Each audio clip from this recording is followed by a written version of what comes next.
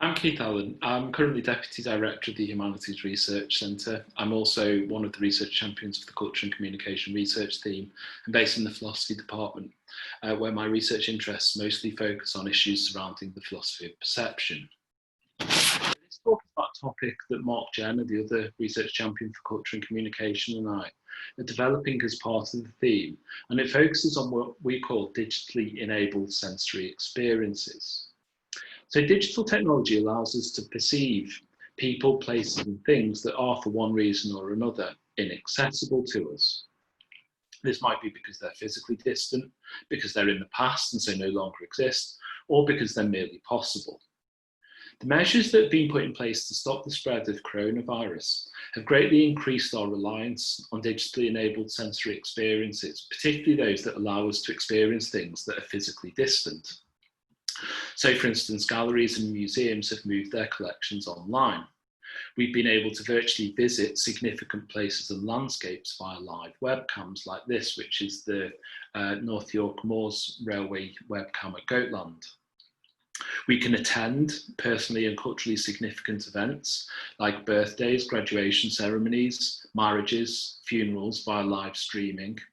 And then also meetings, academic conferences, and even catching up with friends and family has been made possible by video conferencing. So the current conference and this presentation are cases in point.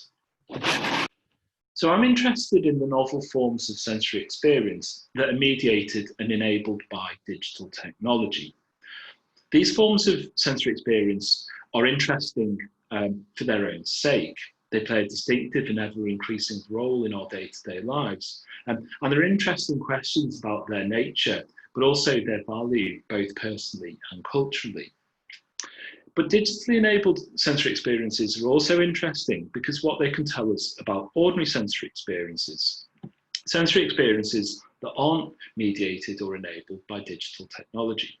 So the kinds of sensory experiences you have when you meet a friend in the flesh, experience a place or a landscape in person, or witness an event firsthand. Sensory experiences, so seeing, hearing, tasting, smelling, touching, are a constant feature of our lives, but they're also elusive. Sensory experiences themselves tend to go unnoticed, and when we try to turn our attention to them, our attention is drawn to the things in the world that they're experiences of. Now, one of the ways in which we can try to get purchase on sensory experiences in order to better understand them is to compare and contrast them with different but nonetheless similar experiences. This is a method used by philosophers of the phenomenological tradition, so philosophers like Husserl and Merleau-Ponty, in their attempts to describe and explain the structure of lived experience. Now, I think digitally enabled experiences can play a similar role. And in what remains, I'm going to briefly outline some of the ways in which I think this might work. So, if a picture is worth 1,000 words, then the value of a live stream is presumably equivalent to a weighty tone. Digitally enabled experiences are often thought to have a kind of an immediacy or a directness that other means of communication and representation lack. Right, but what exactly does this mean? What does this immediacy amount to?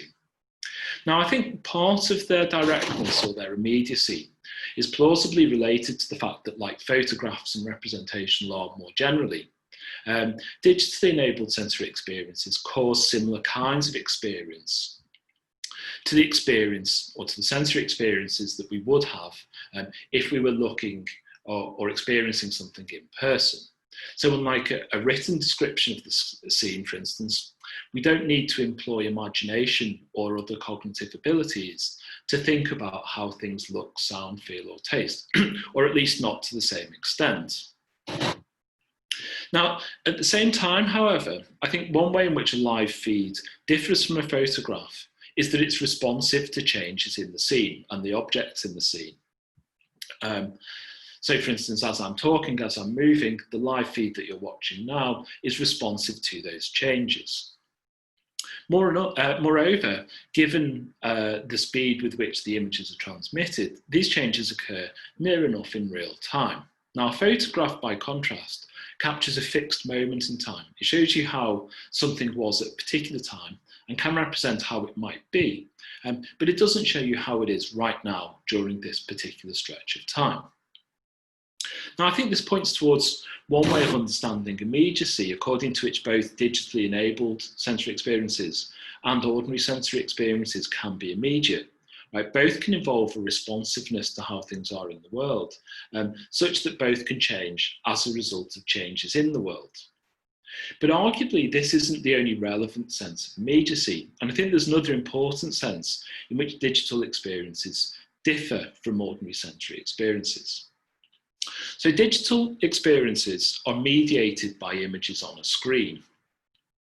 We see one thing, for instance, the person speaking, by seeing something else that's distinct or different from it, the image on the screen. Right? And although we might not always notice this, it's at least true that we can normally become aware of the fact that our experience is mediated in this way by turning our attention to the images themselves. Now, as technology improves, so does the resolution of the images that we see. But there will still be glitches in the image due to poor connectivity, and we can normally still see the edges of the screen where an image ends. Now, it's by no means clear that ordinary sensory experiences are mediated in anything like this way. Now, of course, there are philosophical and psychological theories according to which we see things in the world by seeing images in our head. Right? But these theories are controversial, at least in part, because they don't seem to capture what it's like from a first-person perspective to have a sensory experience. So, as the early 20th century analytic philosopher G. Moore put it, for instance, our sensory experiences appear to be transparent. Right? We see through our sensory experiences to the things in the world that they're experiences of. Now, I think this difference between digitally enabled experiences on the one hand and ordinary sensory experiences on the other hand might help to explain different attitudes that we have towards these different types of experience. Now, there's a lot to be said for digitally enabled sensory experiences, and one thing in particular that's worth drawing attention to is the way in which these experiences enhance accessibility. So this is important when things that we want to experience, want to perceive are fragile or likely to be damaged, where there are particular groups who are unable to be there to see them in person, either for financial or physical reasons, or in the current situation where simply congregating with other people can be dangerous. Right. But if you can't be there in person, then I think a lot of people would accept that being there virtually is the next best thing. But why exactly is being there virtually only the next best thing? Now, I think one possible suggestion here is that sensory experiences are ways of gathering information about the world, right? And digitally enabled experiences provide less information than ordinary sensory experiences. So, for instance, the perspective is often fixed by the location of a camera, or if it can be varied, it's not necessarily variable in the way that it would be if we could move freely through outer space. But can this be the whole story? Well, I don't think it can be. So one way of thinking about this is to think about experiences that are informationally equivalent. So digitally enabled experiences and sensory experiences that are informationally equivalent. So for instance, compare the experience of actually reading an original text versus reading a digital reproduction of it. Or similarly, you can also think about cases where the digital experience is potentially informationally richer than the ordinary sensory experience. So think, for instance, about the example of catching a fleeting glance of an animal in the wild versus the informationally rich, digitally enabled experience we could have of it, which would allow us, for instance, to freeze the frame, rewind, maybe zoom in. I think in both these kinds of cases, many people would prefer the genuine ordinary sensory experience to the digitally enabled sensory experience. Well, why is this then? Well, one possibility that I'm interested in exploring further is that being present with people, places and things is something that we think of as intrinsically valuable, right? That's to say, it's something that we value for its own sake. Why is this? Well, potentially because it's a central part of what it is to be human. Thank you.